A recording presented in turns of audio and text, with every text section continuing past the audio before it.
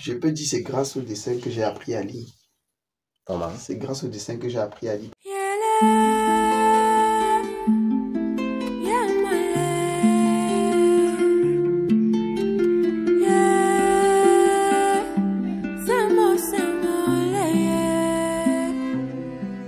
Roméo Témoin se définit comme un artiste tout court.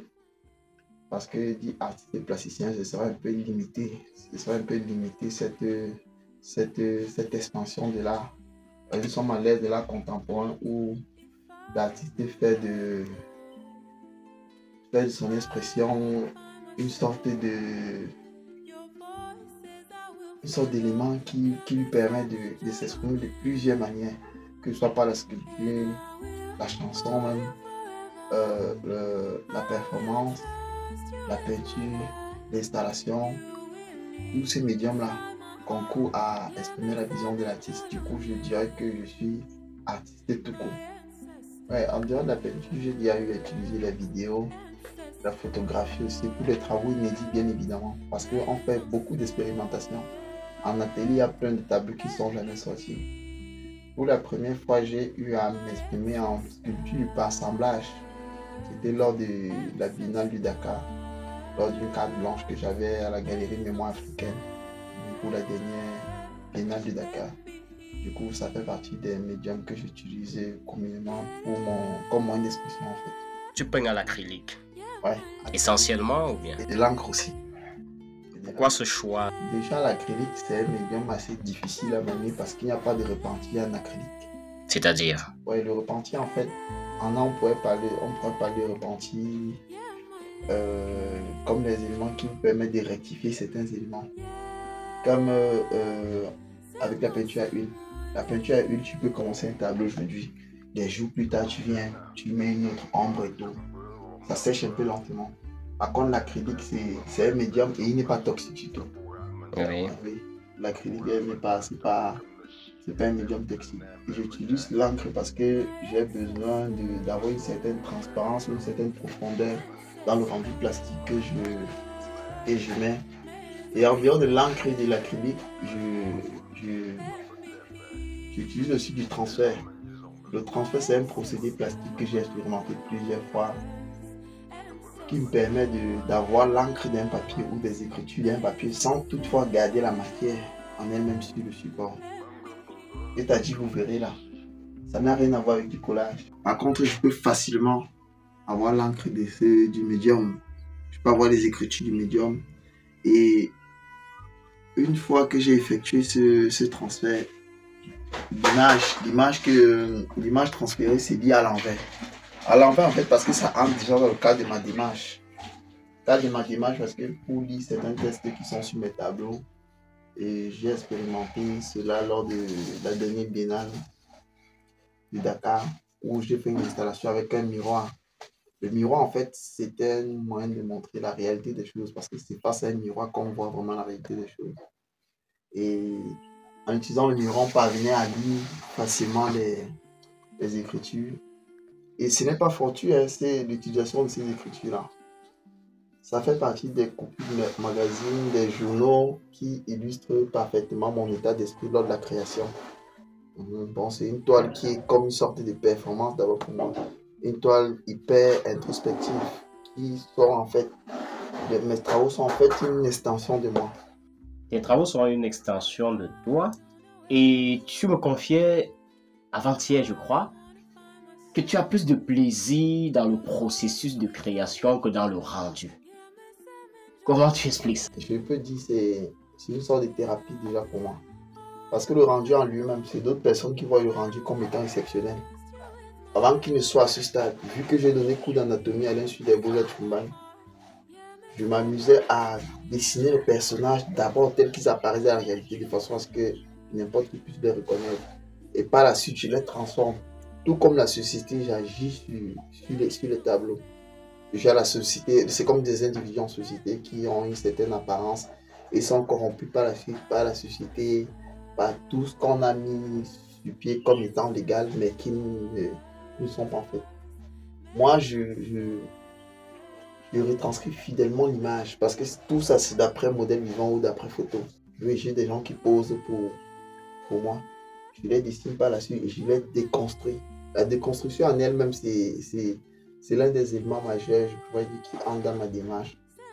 Parce que je veux montrer l'impact de l'information sur l'individu. Un impact pas seulement psychologique, mais physique. Du coup, il y a cet élément qui est lié à la destruction des principes sociaux de l'individu en lui-même par le poids de la mauvaise information. Alors, tu parles de ton art ou alors du rendu comme on dirait une sorte de face visible seulement d'un iceberg qui est plus profond, qui se construit lors de la création du processus de recherche. Mais ça n'est pas d'aujourd'hui ta fascination pour la manipulation, ta fascination pour les choses cachées. Tu me rappelais que déjà dans ton enfance, il y a cette anecdote avec ton oncle. Ouais, Tu la justement. partages avec nous? Justement, c'est l'un des faits qui nous a beaucoup marqué, nous, en tant que jeunes, parce que j'ai grandi à Bafoussam, où je fréquentais à l'école de la gendarmerie. On a un oncle haut gradé de l'armée. Chaque fois que nous, les tout petits, on allait dans son bureau, une fois qu'il nous apercevait par la fenêtre, lui se mettait à lire un journal. Question de nous montrer qu'il est non seulement instruit, mais qu'il est occupé. Et c'est avec le temps qu'on s'est rendu compte, parce qu'on voyait chaque jour, je pense qu'il y avait une photo d'un monsieur qui levait la main. Mais nous, on voyait le monsieur avec la main en bas, ce qui nous poussait à dire, ah, le monsieur là, il tourne le flic, comme les enfants. Le monsieur, il tourne le flic. C'est avec le temps qu'on s'est rendu compte que notre tonton, il essayait de paraître, de montrer ce côté que la plupart des gens ont vécu. Ce côté d'instruction qui est plus lié au partage de ce qui n'est pas vraiment la réalité des choses. J'étais en train de mentionner l'approche de transmission par les paramètres de manipulation de l'information, la transmission en fait de l'information. Là, parce que j'habite à Deido, au niveau de l'école publique, il y a des étalages, des journaux. J'ai surnommé ces personnages-là qui lisent le titre sans toutefois vouloir l'intérieur, le contenu, en fait, des titrologues. Et ce sont eux-mêmes qui ont tendance à faire bouger l'information. C'est pour ça que dans certaines toiles, j'utilisais les pièces d'engrenage pour montrer les paramètres mécaniques de transmission du mouvement. Et moi, je suis en transmission de l'information en elle-même, où elle est erronée au fur et à mesure. Elle bouge, elle bouge, elle bouge, elle bouge, elle bouge. Si bien que, quittant du point A, avant d'arriver peut-être au point B, elle est totalement erronée, elle est totalement biaisée.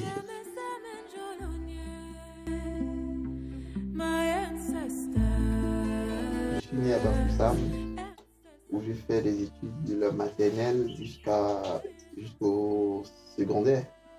Oui. Que ce soit moi le supérieur, parce que j'ai toujours fini à l'ouest. Et on habitait en face du stade Omnisport.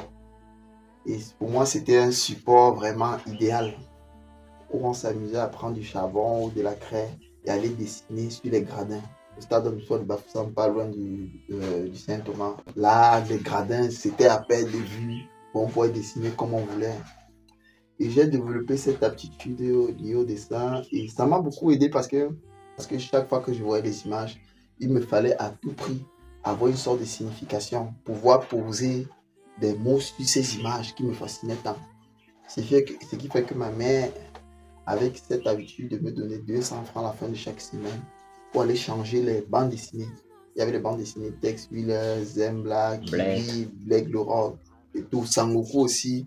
Et ça faisait je vais dire quoi, j'ai commencé le business aussi trop tôt. Hein. Je peux parler comme un entrepreneur parce que déjà à l'école primaire, vous imaginez avoir 200 par semaine ou encore 300 parce que je dessinais les Sangoku. Je faisais les reproductions des Sangoku, je vendais à 25 chaque fois. Ce qui fait que j'étais déjà à l'école primaire, vous vous rappelez. Sur les feuilles de cahier? Ouais, oui. Sur les feuilles de cahier et ça passait. Et ça passait. Du coup, cet engouement lié au dessin a fait en sorte que tout le monde me voit un peu plus comme un enfant avec un don. Parce que c'est depuis l'école primaire que je dessinais, au fur et à mesure. Et après ça, j'ai accédé à un programme des brasseries du Cameroun intitulé Crayon des Dinos. Oui. Ouais, j'ai eu la chance. Donc tu as été lauréat? Ouais, j'ai été lauréat 2 fois de suite sur les 2 années que j'ai passé au Crayon des Dinos. 2008, j'ai eu le premier prix. 2009, j'ai eu le premier prix. Qui est même là? Ouais, je pense que, ouais. Oui. Là, on a le prix, oui, le premier prix de 2009. On a bien le crayon. Et puis ici, on a le prix de 2008.